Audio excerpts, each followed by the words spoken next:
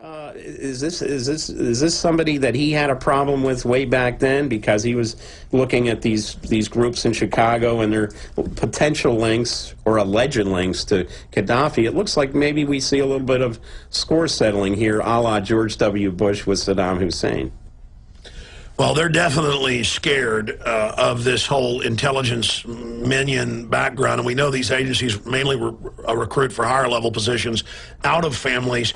Go over the basic spectrum of the intelligence background connections in his family. Well, let's start with his grandparents.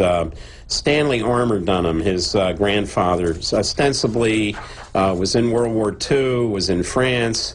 Comes back to the United States and works for a series of furniture stores in Oklahoma, in Kansas, and in Washington State, and then he all of a sudden goes to work for one in Hawaii. You know, I mean, you could maybe see that with chain furniture stores, but let's look at the time frame. He was going from one store to another. They were not part of like the Levitt's furniture chain. This looks like a military transfer, but I would suggest it was an intelligence agency transfer from place to place. He doesn't show up in Washington State until 1956. With the daughter, Obama's mother is enrolled in high school there. The word is that potentially he and his wife, Madeline Dunham, were working for the Office of Strategic Services in Beirut, starting in '42 until about '56. We know that things were getting dicey in Lebanon. 1958, President Eisenhower sent the Marines in there, stormed ashore, occupied the country for about a year. So it would make sense for them to get their daughter out of there, to get the agents who had families out of country. Shows up in Seattle and Mercer Island, and then a few years later, boom, he pops up as a furniture store salesman in Honolulu. That Pratt Furniture, by the way, only exists in corporate records. It was not a brick and mortar store in Honolulu. There's no record of a Pratt. His cover is a furniture salesman. Absolutely, and he wouldn't be the only one.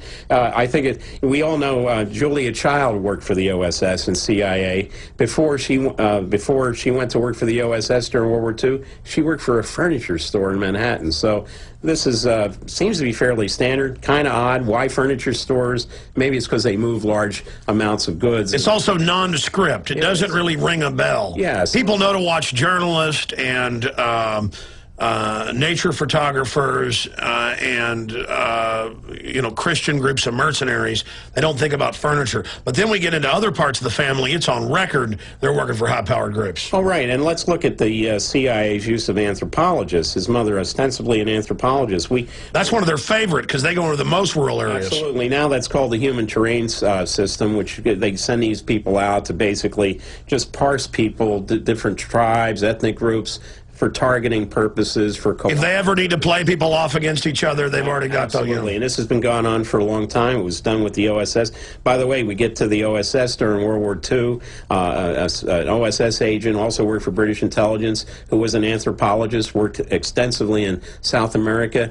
He was his last name was Clothier. He was from the Strawbridge and Clothier department store family in Philadelphia. So here we get back to the stores, the merchandise activities again. Another one was connected to the Lothrop family that ran Woodward and Lothrop department store in Washington. So there seems to be a, you know... Well, that goes back to the Dutch and British East India Company, where they had their intelligence officers on the trading ships. That was their entree into the interiors of what South America, Central America, Africa, Asia, Dutch East Indies. Absolutely. We have people going out to purchase obviously goods to be sold in these stores in the United States. It's great cover, and it seems like OSS and CIA used that to a great extent. So the idea that Stanley Armour Dunham's cover was a furniture store guy, salesman, is not all that bizarre. It seems at first glance it looks bizarre. But we see how he's all over the world. Continue. All over the world. Also, the reports that he may have taken Obama's mother to Cuba at the onset of the Cuban Revolution,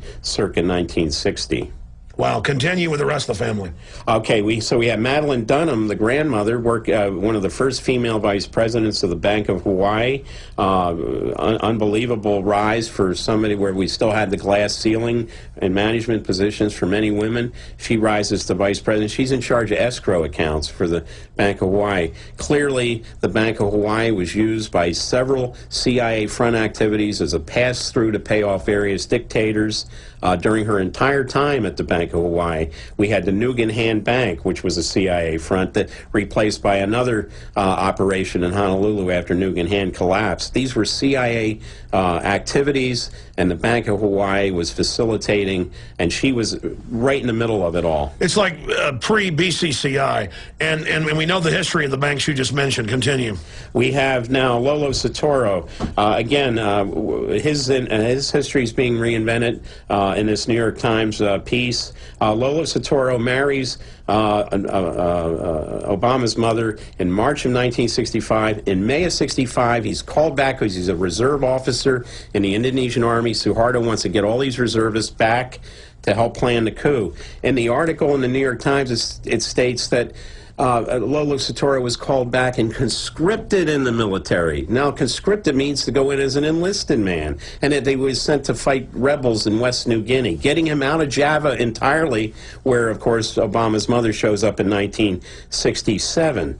Then they're painting this whole thing that, oh, Suharto comes in and he creates this sort of Indonesian Prague Spring. This is fake history. This did not happen.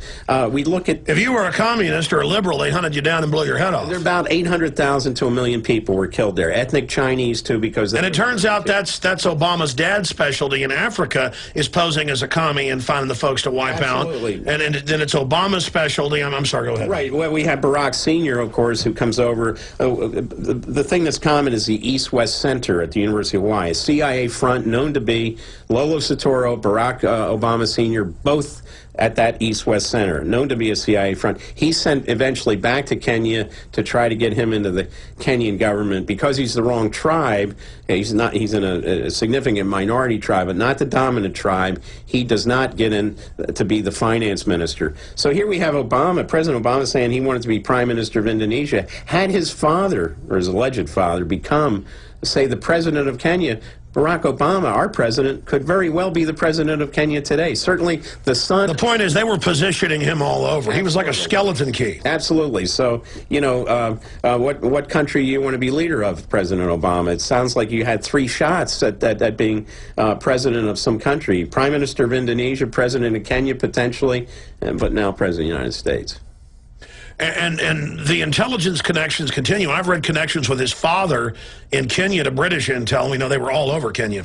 Well, we see the father brought over in 1960 on the Airlift Africa project. That was an attempt to try to compete with the Soviet Union that created the People's Friendship University in Moscow. In 1961, they renamed that Patrice Lumumba University because the CIA knocked him off in Congo that year.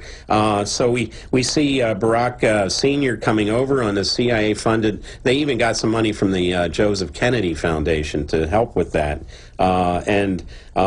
So we see him coming in, but then that marriage, you know, fritters away. It looks like Barack Obama's mother was actually being introduced by the father, her father, to all these potential third world leaders, movers and shakers. I mean, what kind of father would basically have... What do they call those? Honeypot, a swallow? Yeah, well, honeypot, but he's, his daughter's like 18 years old, and he's introducing her to all these people from these various, Barack Sr. certainly, and she gets pregnant, and... well, that's like Clinton's mother was an admitted prostitute.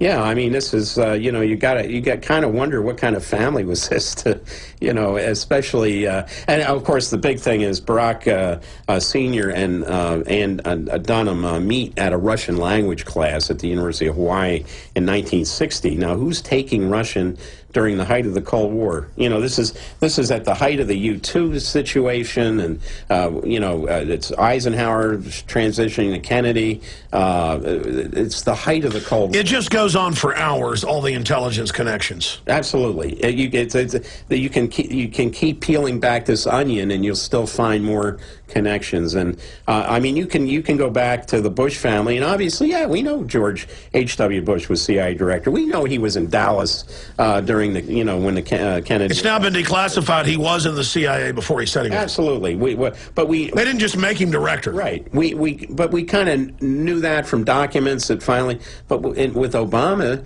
we have all these gaping holes. It's like, well, see, that's that left cover. I mean, when it comes out he's CIA, that is going to really destroy the myth of the messianic, you know, little surfer boy. Oh, absolutely. This whole idea that, again, in the New York Times article, they say that the Obamas, the Sotoros, were living in a very poor neighborhood. They had to hunt wild boar to get something on the table. They lived in the Menteng district, which at the time was the brand new diplomatic kind of compound for the diplomats and the high-level government officials. What are they talking about? So they've got the Swiss Family Robinson thing going for them. Yeah. Why don't they just say he came from Krypton and landed in a flying saucer? I think he's even joked about that himself. Yeah, we do have a clip of that.